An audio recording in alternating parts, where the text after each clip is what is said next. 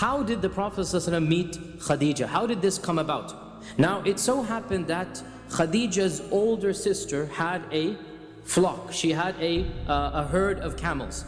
And her older sister hired the Prophet Muhammad ﷺ to take their flock out and to graze them outside of Mecca. And she hired two people. We don't have the name of the other person. The Prophet ﷺ and another young man. After the Prophet ﷺ had finished the grazing, they had to go back into town in order to collect their wages. So the young man that was with the Prophet ﷺ, and at this age the Prophet ﷺ is probably 23, 24 years old. The young man that was with him said, now that we're done, come let's go and ask our wages from Khadijah's sister. So the Prophet ﷺ said, why don't you go on my behalf? Because I am too shy to go, because she's a woman. So the person came to Khadijah's sister, and it so happened that Khadijah was in her house at that time. And he asked for his wages. Khadijah said, where is Muhammad? He also has earned half of the wage. Where is Muhammad? So the man said he was too shy to come and ask it from you. And so at this, Khadijah's older sister said that I have not seen any man who is more shy and more noble and more honorable and more chaste in his interactions, because she's interacting with him because she's a woman, so she knows he's lowering his gaze, he's acting in a very elegant manner. So she says, I have never seen any man more, and then she kept on praising the Prophet ﷺ. And the narrator of this report says, this was the first time Khadijah heard of his name in such a manner. And just like in any human being, that when a person is praised in such a manner, something entered her heart, because he's being praised in such a noble manner. And eventually, later on in the year, Khadijah had to send her own caravan to Syria. And Khadijah owned a lot of wealth, but because she's a woman, she cannot go herself to do it. And so every single time she has to hire a businessman. So when she heard this praise about the Prophet Muhammad ﷺ, she decided, why don't I choose this young man? So she sent a message to the Prophet ﷺ, why don't you take charge of my caravan? The Prophet ﷺ went to Abu Talib and said, oh my uncle, Khadijah has sent me such and such an offer, what do you think? And so Abu Talib basically said that, oh my nephew, Khadijah is well known to be the richest woman, and this is definitely much better than the job that you're doing now. You're going to get, inshallah, a good sustenance. Allah has blessed you with this opportunity. Do not say no to her. And so the Prophet ﷺ said yes, and Khadijah sent one of her servants along as well to him, and the Prophet ﷺ took the caravan to the city of Busra.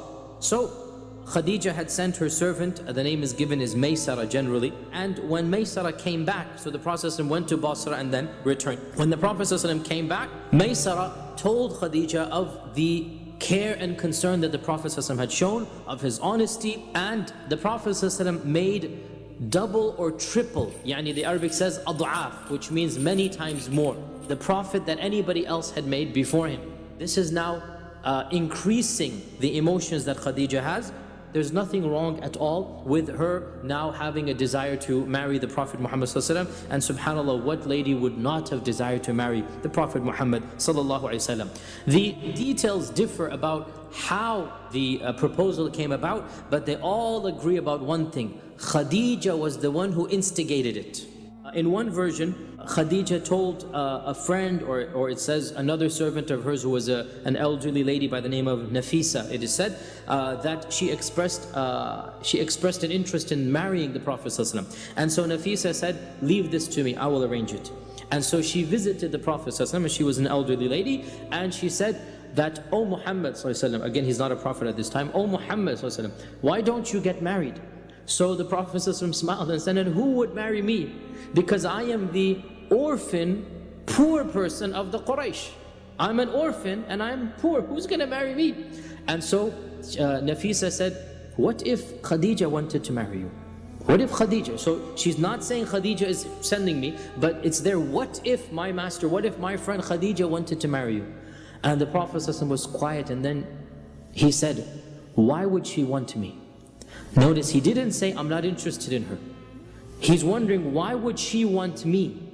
So the message is given that he is interested, because he didn't say, no, I'm not interested in her. Rather, he's thinking, why would she want somebody like me? Because he considered himself to be not somebody that was worthwhile, but subhanAllah, he is Rasulullah, and he was going to be Rasulullah. And so Nafisa went back and told Khadijah, and there the matter then went to stage 2.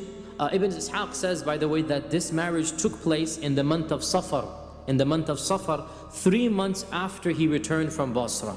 3 months after the journey. So for 3 months there was this back and forth. Ibn Hajar and others point out that Khadijah's father had died, that her uncle Amr ibn Asad became her wali, and Abu Talib came with the Prophet ﷺ, and Abu Talib performed the khutbah. He performed the sermon, and the sermon is recorded in one of the early books, that Abu Talib began by praising Allah subhanahu wa ta'ala, and then talking about the lineage of the Quraysh. That's what they always talked about, that we are the noble descendants of Ibrahim and Ismail, that Allah has blessed us with this, and that of the blessings we have is that we are the caretakers of the Kaaba, and Allah has blessed us to be the people of Mecca. And my nephew, the Prophet Muhammad sallallahu alaihi wasallam, my nephew is the one who is no comparison with any other young man in all of Mecca, in his manners and his nobility and his lineage.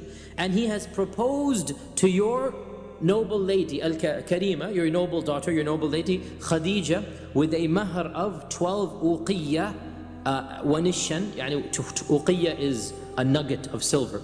So 12 nuggets of silver with a little bit of coins of silver as well.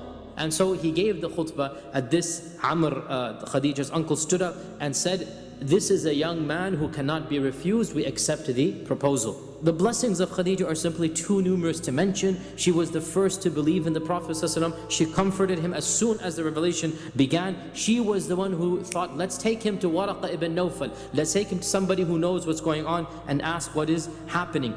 She was the only one whom Jibreel would come in the household of Khadijah. He would not enter any other household, any other wife's house. Any other wife's house he would not enter later on. Aisha, Salama, no one. He only entered the house of Khadijah. And Jibreel told the Prophet ﷺ, once when the Prophet ﷺ was sitting in Mecca, the Prophet ﷺ said to Khadijah that, oh Khadijah, here is Jibreel, because Jibreel would enter and Khadijah was in the house, the only wife he would enter. Here is Jibreel, and he is sending Allah's salam upon you, subhanallah. He is sending Allah's salam upon you, and He is giving you the glad tidings of a house in Jannah where there's not going to be any noise and any struggling. You will have peace in that household. And so Khadijah responded that, Inna Allah huwa as-salam. Allah is as-salam. وَعَلَى جِبْرِيلَ السَّلَامِ, and may salam be upon Jibreel. وَعَلَيْكَ يَا رَسُولَ اللَّهِ السَّلَامِ, and may salam be upon you, Ya Rasulullah. This was Khadijah's response. We had already said that Khadijah had been married twice before. From her first marriage, she had a son named Hala. Hala accepted Islam eventually and lived a noble life with the Prophet Muhammad sallallahu alaihi wasallam. The Prophet ﷺ and Khadijah had at least 6 children. I already said this, that all of the children of the Prophet ﷺ were through Khadijah. The first child of the Prophet ﷺ, you should all know his name, it is Al-Qasim. It is said that Al-Qasim had reached the age where the boys could ride on the camel, 6, 7, 8 years old. And then he passed away. And then the Prophet ﷺ had Zainab, Ruqayya, Kulthum, and Fatima, the youngest daughter, 4 daughters. And then he had his final son with Khadijah, and that is Abdullah. And Abdullah died in infancy without even in Islam. He was born after the Wahi and he died in Islam. Of course, the 4 daughters, all of them lived to maturity, all of them married, and the 3 of them died in his own lifetime. So he ﷺ buried his own daughters with his hands. The 3 daughters he buried with his own hands. Only Fatima outlived him. And then of course he has Ibrahim. Now Ibrahim, by the way, was not born of his wife, it was born of his maidservant, his Amma. None of the other wives of the Prophet ﷺ became pregnant other than Khadijah.